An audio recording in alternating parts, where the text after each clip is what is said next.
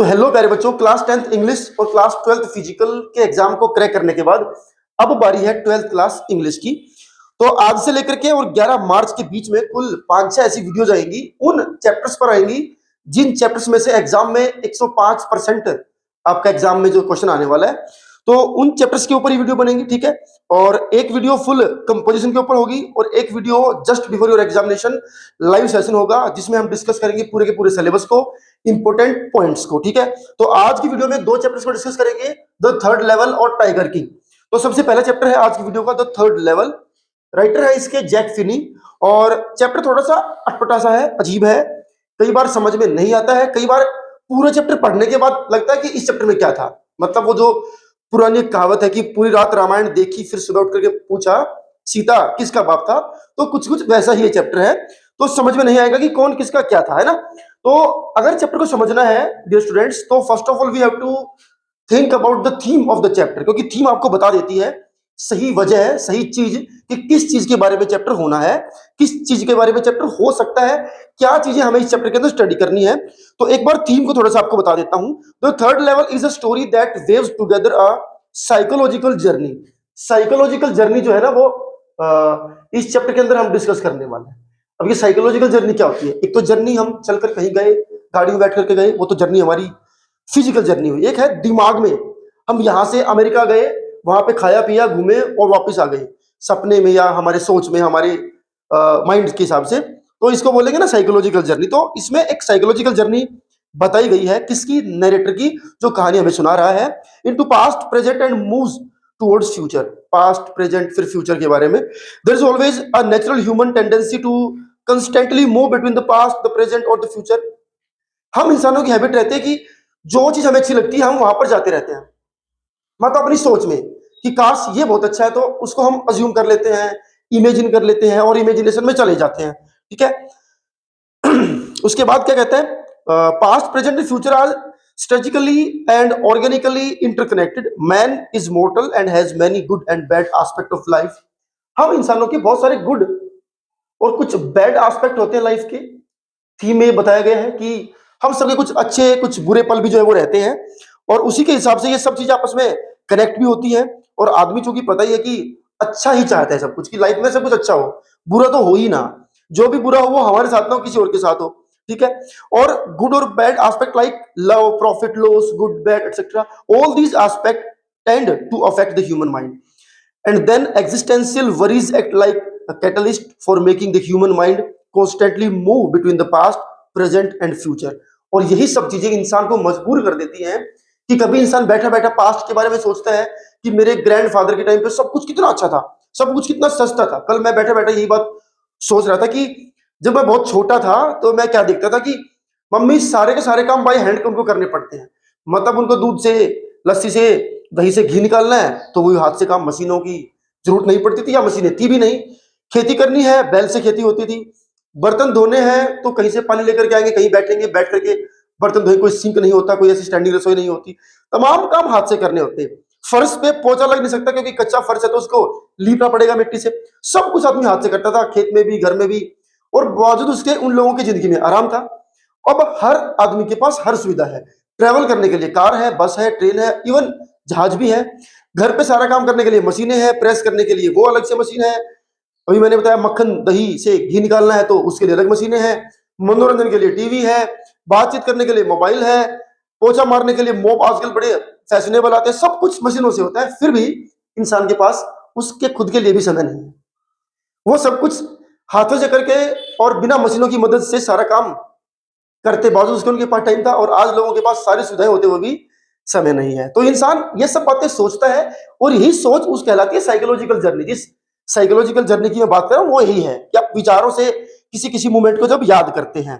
ठीक है, उसके बाद the third level is a study of human mind caught in this cycle of time. तो the chapter the third level is going to be a study of human mind, जो इसी तरह के cycle में, सर्कल में फंसा हुआ है, घूम रहा है। ठीक है, when people in the present time want to escape the problems and stress of life, they feel that the life 50 or 60 years ago was relaxed and they wanted to go back to that time for peace and happiness। ये बड़ी अच्छी बात बोली है यहाँ पर इस लेखक ने कि जब इंसान को लगता है कि पहले का जमाना बड़ा अच्छा था, 50 साल पहले का, तो आदमी का मन करता है एक बार वहां होकर के आऊं, बट टाइम वापस नहीं आता है ना, टाइम की बड़ी कीमत है। तो एक बार अब चैप्टर की समरी को भी डिस्कस कर लेते हैं कि है क्या एक्चुअली। कहानी में मेन कैरेक्टर है चार्ली, ध्यान रखेंगे। देखिए, जब भी कोई चैप्टर पढ़ते हैं उसकी समरी हमें आना इसलिए जरूरी है कि अगर एग्जाम में कोई ऐसा क्वेश्चन आए जो क्वेश्चन आपको बिल्कुल भी नहीं आता, ठीक है, उस क्वेश्चन के बारे में आपको कोई आइडिया नहीं है कि इसके आंसर में क्या लिखना है, बट आपको उस कहानी में से एक सेंट्रल कैरेक्टर के बारे में पता है, उस कहानी की थोड़ी सी थीम पता है, उस कहानी की थोड़ी सी समरी पता है, जो आपने हमारी वीडियो से सीख रखी है। अब ये तीनों चीजें आपकी मदद करेंगी एक अच्छा सा आंसर बनाने में, एक ऐसा आंसर जिसमें शायद हो सकता है 5 में से 5 आपके ना आए, लेकिन 5 में से 4 आपके आ सकते हैं, क्योंकि कोई भी क्वेश्चन जब बनता है किसी चैप्टर में से अरे बच्चों, तो वो उसकी थीम के इर्द गिर्द ही बनता है, अराउंड द थीम ही बनता है वो, और उसके अंदर उसके मेन कैरेक्टर्स भी होते हैं। बिना चार्ली के आप इस कहानी में से क्वेश्चन बना नहीं सकते, बिना टाइम ट्रेवल साइकोलॉजिकल जर्नी के आप इस कहानी में से कोई भी दुनिया का एग्जामिनर क्वेश्चन बना नहीं सकता। जो मैंने थीम में आपको बातें बताई है, इंसान की जो टेंडेंसी, जो ट्रेड्स मैंने आपको बताई, इनके अलावा कोई दूसरा क्वेश्चन इस कहानी में से बन नहीं सकता। हर क्वेश्चन में चार्ली जरूर होगा, उसकी साइकोलॉजिकल जर्नी जरूर होगी, प्रेजेंट से पास्ट का जो टाइम ट्रेवल है वो जरूर होगा, ये तमाम चीजें चैप्टर में उस क्वेश्चन में होंगी होंगी, ठीक है। तो Charlie is convinced that there are 3 not just 2 level at the Grand Central Station. एक स्टेशन है ग्रैंड सेंट्रल स्टेशन, ठीक है। इस स्टेशन पर लेवल्स है, जैसे लेवल मतलब प्लेटफॉर्म टाइप आप कह लीजिए कि ऊपर ट्रेन चलती है, नीचे अंडरग्राउंड लेवल भी है, बट चार्ली ने अपने माइंड को कन्विंस कराया कि नहीं, यहां पर 2 नहीं 3 लेवल है, जबकि 2 ही थे। चार्ली साइकेट्रिस्ट फ्रेंड सैम, अब उसके एक फ्रेंड की एंट्री होती है, दूसरा कैरेक्टर है सैम, जो कि उसका दोस्त भी है और डॉक्टर भी है, ठीक है। And his friends think his delusion is a waking dream wish fulfilment. Waking dream, याद कर लीजिए इस वर्ड को, wish fulfilment. Waking dream wish fulfilment माने सपने पूरे करने की इच्छा में हमने कुछ देख लिया, इमेजिन कर लिया, सपना देख लिया कि ये अच्छा है, और वो बस सपने में सब कुछ इमेजिन कर लिया। तो दोस्तों ने कहा कि ये तेरा वहम है, बस वो देखती जो जागता है कुछ हम सपना देख लेते ना कि कुछ अच्छा हमने देख लिया, बस ये वही है। And like his stamp collection a temporary refuse from the world full of insecurity, fear, war and worry. तो ये भी आप पॉइंट याद रख लीजिए, वर्ल्ड क्वेश्चन में आएगा, फुल ऑफ इनसिक्योरिटी, वॉर और दूसरी दूसरी प्रॉब्लम्स, ठीक है, फियर, वॉर, वरी, ये सब चीजें, ठीक है। क्या कहता है कि जो दुनिया है ना, इस दुनिया में बहुत सारी इनसिक्योरिटीज हैं, बहुत सारी परेशानियां हैं, चिंता है, तनाव है, तमाम चीजें हैं, और बस ये उनसे भागने का तेरा एक टेम्पररी रिफ्यूज है कि टेम्पररी यू हैव रिफ्यूज कि नहीं ऐसा कुछ नहीं है, सब बहुत अच्छा है, और मैंने एक और लेवल देखा वहां सब बहुत अच्छा था। एक्चुअली में कोई थर्ड लेवल एग्जिस्ट नहीं करता, ये सब उसके दोस्तों ने उसको बताया। Charlie describe how one evening while hurrying home from office he decide to take the subway from Grand Central Station and gets lost. So Charlie one day he told his friend that he was coming back और he was in a hurry, तो he thought कि चलिए आज मैं Subway ले लेता हूँ, today I will choose Subway. और उस सबवे के चक्कर में चार्ली कहता है आई गॉट लॉस्ट, मैं गुम हो गया सेंटर ग्रैंड सेंट्रल स्टेशन के ऊपर। He eventually find himself on a strange third level with spittoons, gaslight, ancient locomotive, people whose appearance and clothes look strange. और जब वो कहीं गुम हुआ तो जब उसको एहसास हुआ कि वेयर आई एम, मैं कहाँ हूं, तो उसने देखा कि अपने चारों तरफ जो चीजें हैं वो सब कुछ बहुत पुराने जमाने की हैं। मतलब वहां पर जो ट्रेन चल करके आई वो भी बहुत पुराने जमाने की थी, जो ट्रैक्स बिछे हुए थे वो भी पुराने जमाने के थे, जो लोग उसको वहां पर दिखाई दिए उनके जो क्लोथिंग थी, उनके जो अपीयरेंसेस थे वो भी बहुत ओल्ड एज थे।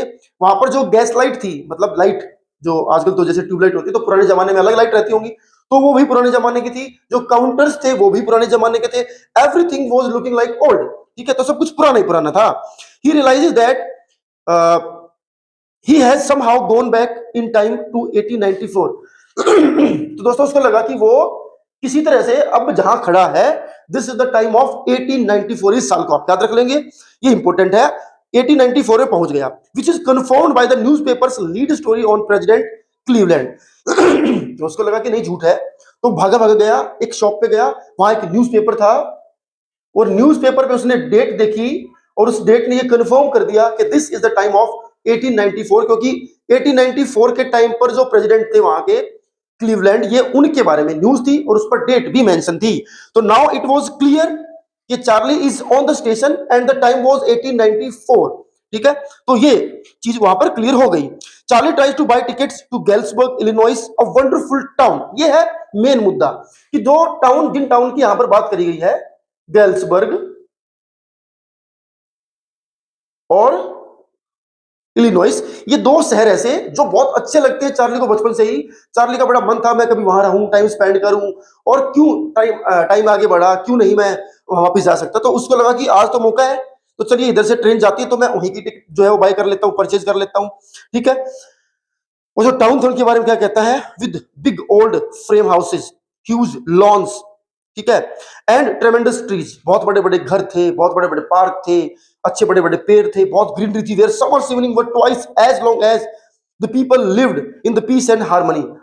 और शाम इतनी लंबी होती थी, लोग एक दूसरे से मिलते थे, बैठते थे, टाइम स्पेंड करते थे, सब शांति से और प्यार से रहते थे।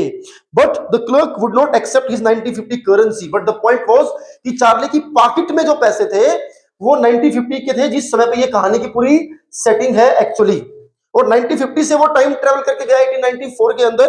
तो जो क्लर्क था उसने उसकी पॉकेट से निकले हुए पैसे एक्सेप्ट नहीं किए, इवन उसको एक अजीब सी फॉर्म में देखा कि ये आदमी कहां से आया, इसके पास कैसे पैसे हैं।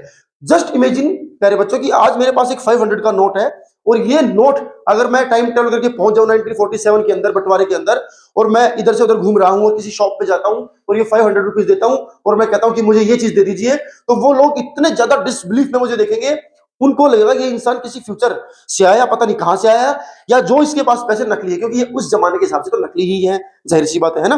तो और उसको स्टेशन जो है वहां से छोड़ के जाना पड़ा, क्योंकि उन्होंने कहा कि आपके पास नकली करेंसी है, हम पुलिस को बुलाएंगे। तो ultimately Charlie had to leave the station. During his lunch break the next day, Charlie withdraws nearly all his savings and buy old style currency to buy the tickets to Galesburg of 1894। When he came back to home he was continuously thinking कि यार बड़ा अच्छा मौका था मेरे पास और बस मेरे पैसे नहीं चले। तो नेक्स्ट डे जब उसका लंच ब्रेक हुआ ऑफिस में, तो he went to a shop, currency exchange shop, and he bought old currencies of 1894। अपने सारे पैसों के उसने पुराने पैसे जो है वो चेंज करा लिए। ही वाज थिंकिंग कि again when it was the time of his duty, he again went to the third level, again he try to buy the tickets of to Galesburg and Illinois. तो मजे ही मजे हैं। तो उसको ऐसा लगा, बट द पॉइंट वाज कि but he never again found the third level. अगली बार जब उसने कोशिश करी तो उसको थर्ड लेवल नहीं मिला, उसको वो स्टेशन का वो लेवल जहां उसको ये चाहिए था कि मैं जाकर के टिकट लूंगा और ट्रेवल करके आऊंगा, वो लेवल उसको मिला ही नहीं। अब जब ये चीजें चल रही थी सब कुछ, तो उसकी जो वाइफ थी, उसकी वाइफ ने कई बार उसको समझाने की कोशिश करी, कई बार उसको बताया कि थर्ड लेवल नहीं है, थर्ड लेवल नहीं है, ये आपके मन का वहम है, ये आपके मन का वहम है। बट चार्ली ने हर बार नहीं माना। वो बार बार जाता, सैम के पास जाता, सैम को सारी बातें बताता, सैम भी उसको समझाता कि ये आपका एक बस ये है कि माइंड सेट है कि हाँ वो टाइम अच्छा था, तो वो आपको इमेजिनेशन में दिखता है, अदर देन दैट कुछ नहीं है। लेकिन अनफॉर्चुनेटली जितनी बार उसने सैम को उन दो शहरों के बारे में, इलिनॉइस और गर्ल्सबर्ग के बारे में बताया, सैम का भी बड़ा मन हुआ कि मैं भी वहां ट्रैवल करके आऊं। और एकाएक सैम के माइंड में भी ये चीज इंक्रीज होनी शुरू हो गई कि क्यों ना मैं भी वहां जाकर के आऊं। आगे क्या कहता है, Charlie find evidence that the third level actually exist when he discover a letter dated July 18 1894। और एकाएक सैम जो है वो गायब हो गया, और सैम किसी से नहीं मिला, और सैम किसी को दिखाई भी नहीं दे रहा। उसकी जो डॉक्टर की जो शॉप थी, जो उसका क्लिनिक था, वो भी बंद था। काफी दिन उसको सर्च आउट किया, नहीं मिला। तो द पॉइंट वाज कि सैम कहां चला गया। और एक दिन जब चूंकि स्टैंप कलेक्शन का शौक था, याद रखेंगे चार्ली को स्टैंप कलेक्शन का शौक था। स्टैंप कलेक्शन माने वो पोस्ट ऑफिस जाता या कहीं से उसको लेटर मिलता, उसके ऊपर जो स्टैंप चिपकी रहती है उसको उतारता और अपने घर पे रख लेता। ये एक शौक है जिससे आदमी को पता लगता है कि समय समय पर किस किस तरह की स्टैंप्स जो है वो सरकार चलाती है, तो वो एक अपना शौक होता है। तो एक दिन चार्ली जो है वो और उसकी वाइफ लुइसा, वो लोग कुछ पुराने लेटर्स को ढूंढ रहे थे अपनी स्टैंप के चक्कर में। तो उनको एक लेटर मिलता है, उस लेटर में जो डेट थी वो थी 18 जुलाई 1894, 18 जुलाई 1894 उस पे डेट थी। एंड वो जो लेटर था वो किस एड्रेस पर सेंड किया गया था, the address of his grandfather, Charlie के ग्रैंडफादर के एड्रेस पे वो लेटर पोस्ट किया गया था और वो एड्रेस गैल्सबर्ग इलिनॉइस का ही था, उसका ही था। From his psychiatrist Sam Wiener who it seems was not skeptical of the third level as he had appeared. So the point was कि in the end of the story हमें ये पता लगता है कि सैम भी उसी थर्ड लेवल के चक्कर में गायब हो गया, जिस थर्ड लेवल के चक्कर में पूरी कहानी में चार्ली घूमता रहा। और सैम के माइंड में इतना ज्यादा इंपैक्ट पड़ा उस थर्ड लेवल का कि सैम खुद ही जो है वो हमें दिखा कि गायब हो गया। क्यों हो गया वो तो खैर भगवान जाने क्यों हो गया, क्योंकि उसके पीछे वजह वही है कि बहुत ज्यादा तारीफ आपने कर दी कि ये चीज है, ये चीज है, ये चीज है। उस सैम को लगा कि मुझे भी वहां जाकर के एक बार देखना चाहिए। और बाद में उनको पता लगा कि सैम ने भी किसी करेंसी एक्सचेंज शॉप से बहुत सारी करेंसी उन पुरानी करेंसीज में चेंज कराई है। और उस लेटर में भी ये लिखा हुआ था सैम ने कि मुझे थर्ड लेवल मिला, मैं गैल्सबर्ग इलिनॉइस में एंजॉय कर रहा हूं लाइफ, मैंने यहाँ पे एक शॉप खोल ली है, मेरी शॉप बहुत अच्छी चल रही है, यहाँ का माहौल बहुत अच्छा है, मैं चाहता हूं कि तुम भी यहाँ पे आ जाओ। अब एक सवाल बड़ा अजीब सा निकलता है कि असलियत में क्या थर्ड लेवल था कि नहीं था? इसके ऊपर क्वेश्चन भी एग्जाम में आ सकता है। तो पॉइंट वाज कि थर्ड लेवल नहीं था, ठीक है। एक व्यक्ति को वहम हुआ, उसका वहम इस लेवल तक गया कि उसने दूसरे व्यक्ति के दिमाग में वहम डाल दिया कि नहीं है। दूसरे ने कहा कि नहीं है, उसने कहा कि नहीं है, बहुत अच्छा है। और वहां से तो मतलब आप वहां जा सकते हो जहां के बारे में आप सपने में सोचते हो। और दूसरे आदमी ने बार बार बार बार उसी बात को सुन सुन करके बिलीव करना शुरू कर लिया और वो भी उसी खोज में निकल पड़ा। अब उस खोज में वो कहां पहुंचा, कहां नहीं पहुंचा, ये तो खैर बहुत बात की बातें हैं। इसके बाद तो चैप्टर खत्म ही कर दिया गया इसी सस्पेंस के साथ कि क्या हुआ क्या नहीं हुआ। बट द पॉइंट इसकी, हाँ, एक कहानी का एक जो मेन पॉइंट है वो यही है कि इंसान की जो हैबिट होती है वो होती है कि इंसान एस्केप करने की कोशिश करता है, इंसान बचने की कोशिश करता है, इंसान कबूतर की तरह बिहेव करता है, प्रॉब्लम्स को देख करके आंखें बंद कर लेते हैं और उसको लगता है कि सब ठीक है और सब ठीक हो गया और बिल्ली यहां से भाग गई। बट एक्चुअली बिल्ली भी है और प्रॉब्लम्स अभी भी है, आंख बंद करने से कुछ नहीं होगा। इन दोनों ने अपनी अपनी आंखें बंद कर ली।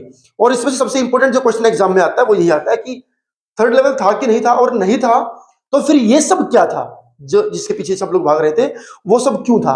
ठीक है, तो उसके अंदर आप आंसर में यही चीजें लिखेंगे, ये इंसान के लाइफ में जो इनसिक्योरिटीज है, वॉर, फियर, वरी, इन सब चीजों की, इन्हीं इनसिक्योरिटीज के चलते इंसान अलग अलग इमेजिनेशन करता है, इंसान अलग अलग चीजें दिमाग में लेकर के आता है, उसकी साइकी बन जाती है कि इससे बचने के लिए क्या है। देखो, सपना देख लेता है इंसान, दुखी है तो आंख बंद करके ख्वाब देख लो, हाँ सब ठीक हो गया। बट द पॉइंट वो कि आप तो वहीं खड़े हो, आपने ख्वाब तो देखा है कि सब ठीक हो गया, मेरे पास पैसे नहीं है, जीरो पैसे चाहिए, पॉकेट खाली है, तो मैंने ख्वाब देखा 1 करोड़ रुपए आ गए मेरे पास, आए तो नहीं है, है ना। तो इन लोगों ने भी सपना देखा, ख्वाब देखा, अपने आप को अच्छा फील कराने के लिए देखा, क्योंकि ये जो प्रेजेंट है उसकी जो प्रॉब्लम्स हैं उनसे बच करके भागना चाहते हैं। भाग के आदमी जा नहीं सकता, रियलिटी में तो भाग के जा नहीं सकता, तो चलो इमेजिनेशन में भाग लेते हैं, है ना। ऐसा ही इमेजिनेशन वाला चैप्टर हम एक और भी पढ़ेंगे, गोइंग प्लेसेस नाम का चैप्टर भी है इसी सिलेबस के अंदर। उसमें भी दिखा रखा है कि कैसे इंसान को जब कुछ रियलिटी में नहीं नसीब है तो फिर आंख बंद करके आप उस चीज को इमेजिन करना शुरू कर लो। अब आप यहाँ बैठे बैठे सोच रहे हो कि कोई एक्ट्रेस है उसके साथ मेरी बात हो जाए, और एक्ट्रेस तो आपको नहीं मिलने वाली है, आपने आंखें बंद करी और अपने आप को उधर इमेजिन कर लिया, वो मैं उसी हीरोइन के घर के बाहर ही बैठा हुआ हूँ और वो हीरोइन आई, मुझे घर के अंदर लेके गई और मेरे साथ एक पॉडकास्ट शूट करी। तो ये सपने जैसा लग रहा है ना कि तो सपना ही था ये पूरी कहानी।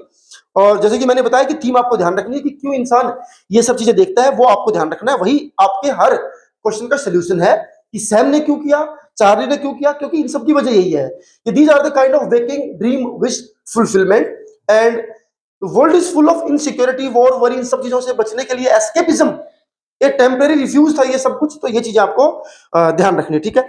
Now come to the next chapter, the tiger king, another important chapter जिसमें से पेपर में क्वेश्चन आ सकता है, समटाइम्स लॉन्ग क्वेश्चन भी आता है लेकिन शॉर्ट क्वेश्चन तो जरूर आना है, ठीक है।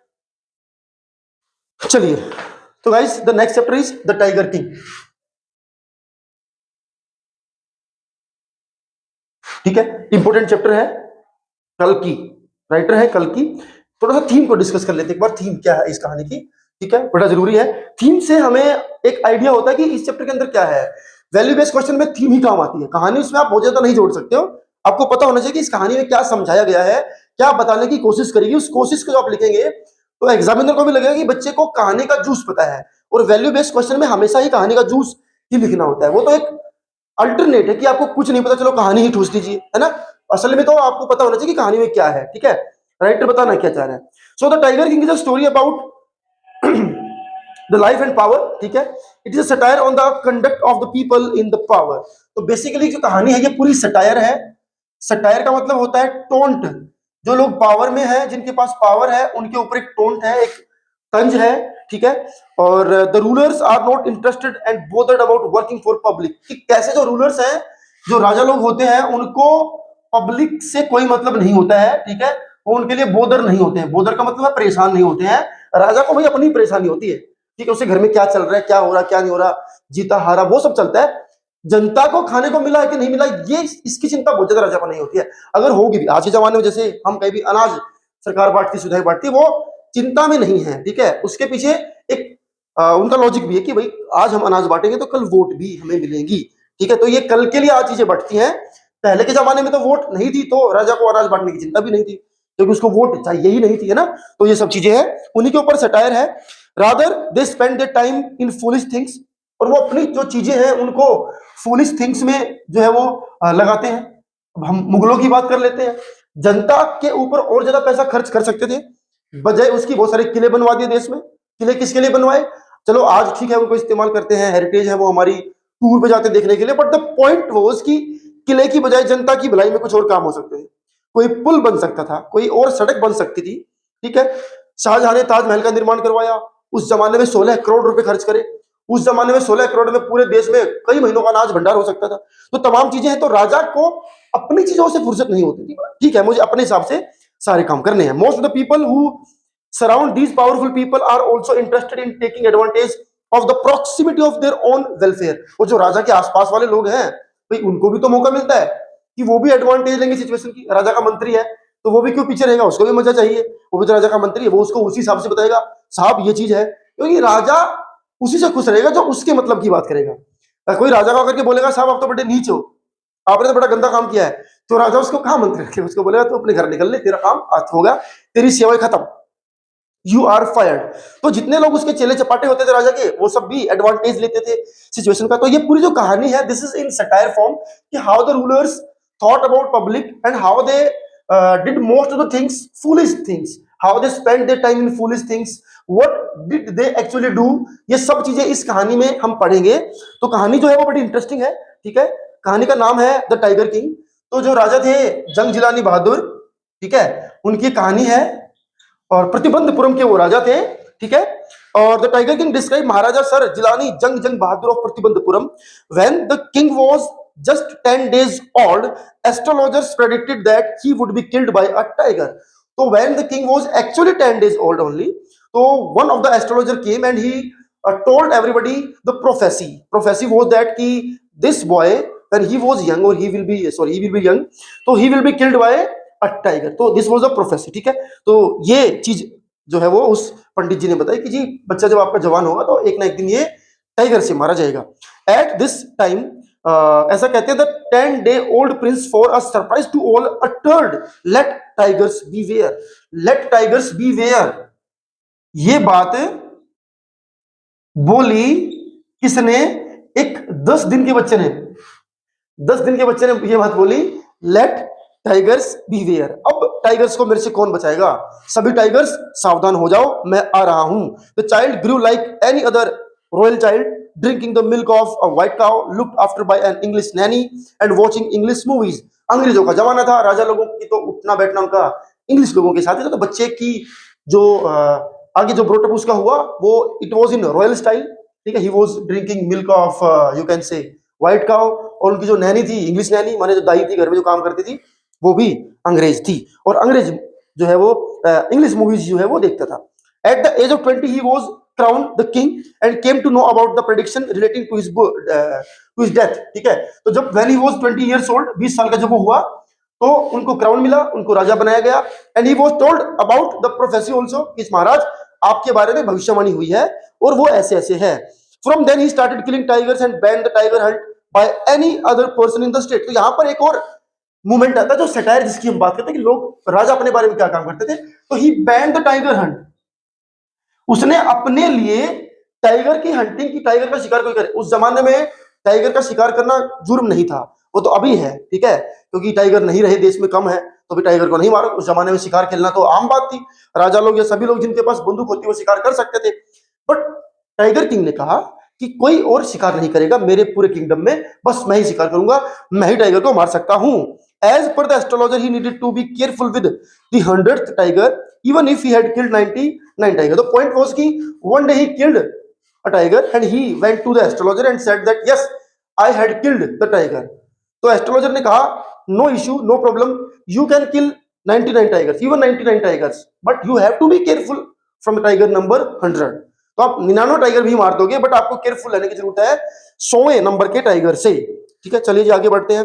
तो once a high rank British officer visited his state and wanted to go for tiger hunting but his wish was decline and in order to secure his state from the wrath of the British officer, the Maharaja sent 50 diamond rings worth rupees 3 lakh to the officer's wife। तो एकाएक ऐसा हुआ तो एक British officer का आना हुआ and he shared his wish desire that yes I want to kill a tiger. उसका मन हुआ कि मैं एक टाइगर का शिकार करूं, बट द पॉइंट वाज कि tiger killing was ban in the state. तो टाइगर किंग को लगा यार एक दो टाइगर तो यही मार देगा तो मुझे तो पूरे 100 करने हैं, तो मेरे तो कम पड़ेंगे। तो उसने कहा कि भाई मैं तो आपको टाइगर नहीं मारने दूंगा। तो ब्रिटिश ऑफिसर ने कहा कि इट्स ओके, चलो ठीक है, I will not kill any tiger but I want to take a photograph, कि I will have my gun and I will put the my legs on tiger और I just want a photograph. तो एक photo मुझे चाहिए। तब भी tiger king को लगा कि अगर ऐसा हुआ तो फिर कोई ना कोई और भी आएगा फोटो खिंचवाने के लिए, तो उस फोटो के चक्कर में कोई ना कोई टाइगर मार भी देगा, कभी ऐसा भी हो सकता है। तो he did not want actually all these things to be happen in his kingdom, तो उसने उसको डिनाई कर दिया।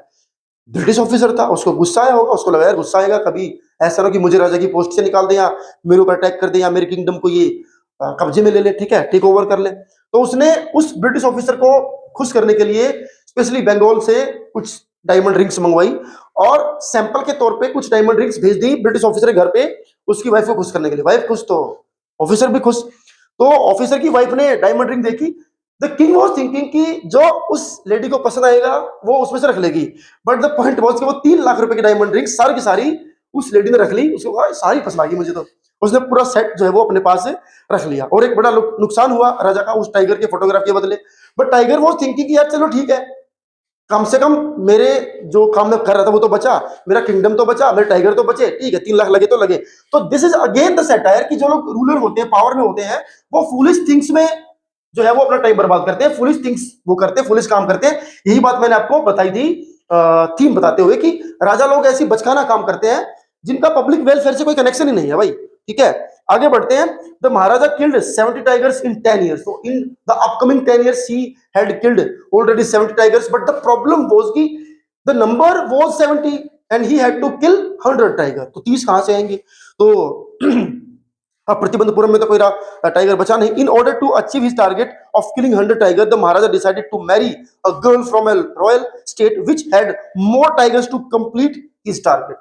तो उसको लगा कि शादी करनी पड़ेगी, और शादी करनी पड़ेगी ऐसी लड़की से जिनके यहां पर मैं जाऊं बार बार अपने ससुराल में, जितनी बार जाऊं 2-4 टाइगर मार के आऊं। तो ऐसी लड़की ढूंढो जहां पे टाइगर्स की संख्या कुछ ठीक ठाक सी हो। ठीक है, चलिए जी। Every time when he used to visit his in-laws he used to kill 5-6 tigers. तो जब भी कोई बात होती 2-4 महीने के बाद अपनी मिसेस को बोलते चल तुझे तेरे घर घुमा के लेके आता हूं। हर बार उनके घर पे घूमने जाते, जितनी बार भी जाते 5 टाइगर उड़ा के आते। चलिए जी, इससे कुछ संख्या बढ़ने लगी। In this way he could kill 99 tigers but could not find the 100 tiger. तो वहां 29 टाइगर उसको मिले, वो 29 टाइगर उसने अपनी 5-7 विजिट में टपका दिए। अब टपका दिए बट द पॉइंट वाज कि अब उसका जो आंकड़ा था वो पहुंच गया 99 टाइगर। अब क्या करें, एक और चाहिए था। अब दूसरी शादी तो नहीं कर सकते इस चक्कर में कि चलो एक और शादी कर लेते हैं, वैसे जमाने में कर भी सकते थे पर उसने करी नहीं। The Maharaja got furious but not finding the 100 tiger. उसने पूरी कोशिश करी, लाख कोशिश करी, गुस्सा भी आया, चिड़चिड़ा हो गया, फ्रस्ट्रेट हो गया, हमेशा फ्यूरियस रहने लगा, बट उसको 100 नंबर का टाइगर नहीं मिला। And he threatened the dewan who in order to save himself got an old tiger from the circus and with great difficulty placed it in the forest। उसने कहा कि मैं अगर मुझे टाइगर नहीं मिला ना, मैं सबका टैक्स बढ़ाने वाला हूं, डबल ट्रिपल करने वाला हूं, पूरी प्रजा को भारी पड़ेगा मुझे टाइगर ना मिलना। इतना गुस्से में था राजा कि दीवान साहब को लगा भाई ये तेरी नौकरी भी खाएगा, ये जनता को भी मार डालेगा, कुछ ना कुछ करके इसके लिए टाइगर चाहिए। और मद्रास से टाइगर लेकर के आए, एक प्राइवेट जू से टाइगर लेकर के आए, सर्कस से टाइगर लेकर के आए और उसको फॉरेस्ट में खड़ा कर दिया। सर्कस का टाइगर, चिड़ियाघर का टाइगर तो इतना मजबूत नहीं होता है, तो गाड़ी की डिग्गी में लाद के उसको लेके आए और उसको जंगल में खड़ा कर दिया और जाकर के अनाउंसमेंट कर दी, महाराज टाइगर मिल गया, टाइगर मिल गया। The Maharaja shot this tiger and felt happy and victorious. तो महाराज ने अपनी बंदूक उठाई, सीधा जंगल में और दाएं करके गोली चलाई, टाइगर बेचारा नीचे गिर गया। राजा खुश, कहा ले जाओ इसको, इसका जुलूस निकालेंगे, ठीक है, पूरे शहर में दिखाएंगे, उस पंडित को ही बुलाओ, कहाँ है वो, कहाँ मर गया, बताएंगे देख मैंने 100 टाइगर मार दिए, क्या ही बिगाड़ा मेरे टाइगर ने। But in fact the bullet did not hit the tiger, but the point was कि जो बुलेट उसने चलाई, वो टाइगर जो यहाँ पे खड़ा था, टाइगर ऐसे होता है, ऐसा होता है, तो गोली गई यहां से निकल के, टाइगर को लगी नहीं, टाइगर को गोली लगी नहीं, बट टाइगर बेचारा, उसको लगा गोली लगी। वो मैं एक प्रोग्राम देख रहा, तारक मेहता का उल्टा चश्मा, तो गोली चली और दयाबेन को गोली लगी नहीं, और गोली की आवाज से आ करके टप्पू के पापा वो नीचे लेट गई। टप्पू के पापा आए भागे भागे, टप्पू के पापा आए तो देखा, दया क्या हुआ क्या हुआ, दया बोली कुछ नहीं हुआ, अरे गोली लगी तूने हाय हाय करी, नहीं वो तो मुझे लगा गोली चली तो लगी, गोली चली तो मुझे लगी, मैं तो उसी में गिर गई, हो गोली चली तो मुझे लगी होगी। तो वो टाइगर बेचारा गिर गया कि गोली चली तो मैं भी लेट जाऊं, लगे हाँ गोली लगी है ना। तो बाद में जो लोग वहां बच गए, जब उसको उठाने चले तो देखा जिंदा है, तो किसी ने, सोल्जर ने उसको नजदीक से गोली मार दी। कई बार ये क्वेश्चन एग्जाम में आता कि सोल्जर ने उसको क्यों मार दिया टाइगर को, तो वहां पर मैं आपको बता दूं पॉइंट क्या था कि सोल्जर्स को लगा अगर हम जाकर राजा को बोलेंगे महाराज आपसे तो टाइगर नहीं मरा, सामने खड़ा हुआ था गोली लगी नहीं, तो महाराज गुस्सा करे, अच्छा मेरी बेइज्जती कर रहे हो सकता है हमें गोली मार दे, ठीक है, इसको जिंदा लेकर के चले गए तो मुसीबत। तो उनको लगा यार इसको मार ही देते हैं, कम से कम राजा को तो पता चलने वाला है नहीं इसको किसने मारा, क्योंकि राजा वो थिंकिंग कि मैंने टाइगर को मारा है, तो हम इसको खुद मार के भी लेके जाएंगे, तो राजा तो अपनी धुन में है, वो तो नशे में जा चुका है, उसे शराब पी ली है और वो झूम रहा है कि टाइगर मार दे टाइगर मार दे, ठीक है। चलो जी, the tiger collapsed out of the fear but none of the staff wanted to take the risk of telling the Maharaja the truth, जैसे मैंने आपको बताया किसी को भी रिस्क लेना ही नहीं था, so they killed it and brought it in grand procession, तो उन्होंने खुद ही मार दिया और उठा करके चल दिए उसको, और पूरे नगर में उसका जुलूस निकाला कि महाराज ने 100 टाइगर मार दिए, 100 टाइगर मार दिए। और टाइगर किंग का नाम क्यों पड़ा, यही वजह थी क्योंकि उसने बहुत सारे टाइगर मारे थे, इसलिए उसको टाइगर किंग ही कहते हैं, अदरवाइज उसका नाम क्या था, जंग जिलानी बहादुर, ठीक है। सो finally the tiger king was happy and satisfied on the third birthday of his son he brought a wooden tiger, अब उसके बेटे का थर्ड बर्थडे था और ही वाज थिंकिंग कि यार इतना समय हो गया टाइगर के चक्कर में, मैं तो फैमिली को टाइम ही नहीं दे पा रहा हूं, तो ही थॉट कि अपने बेटे का ये वाला बर्थडे हम बड़ा धूमधाम से मनाते हैं, तो अपने बेटे को लेकर के चला गया, एक मार्केट में चला गया, तो मार्केट में उसको लगा कि मैंने बहुत टाइगर मारे, तो उसको एक लकड़ी की दुकान पे, खिलौने की दुकान पे टाइगर जो है वो मिला। उस जमाने में प्लास्टिक के और ये सब खिलौने नहीं होते, लकड़ी के खिलौने होते थे, आजकल तो चाबी वाले भी टन टन टन टन भी बोलने वाले आते हैं ना, तो वो तो चाबी वाले नहीं थे उस जमाने में, तो लकड़ी का वुडन टाइगर उसको एक दिखा, उसको लगा यार ये मेरी जीत का एक निशान है, ये लेते हैं, और बच्चों ये देख तेरे पिताजी ने 100 टाइगर मारे हैं, तो ले बेटा इससे खेल, तो उसने गिफ्ट खरीदा wooden tiger as a gift for his son. This was so poorly carved that the as the tiger king was playing with it, a tiny silver of the wood passed in his right hand which later on developed an infection, तो बच्चे के साथ जब खेल रहा था तो एक जो उसकी जो नील्स जो सिल्वर है, जो उसकी कील्स जो रहती है उसके ऊपर वो अच्छी तरीके से कार्व नहीं किया गया, उसको मतलब स्मूथ नहीं था, तो उसके हाथ में कहीं वो चुभ गया, ठीक है, और बाद में चल करके वो इन्फेक्शन का उसने रूप ले लिया। पहले इन्फेक्शन थोड़ा सा हुआ तो डॉक्टर ने ट्रीटमेंट किया, यहाँ से हाथ काट दिया, यहाँ से काट दिया, ऐसे करके इन्फेक्शन बढ़ता चला गया, बढ़ता चला गया, तो इतना ज्यादा बढ़ गया कि उसका he was operated upon and during this he died.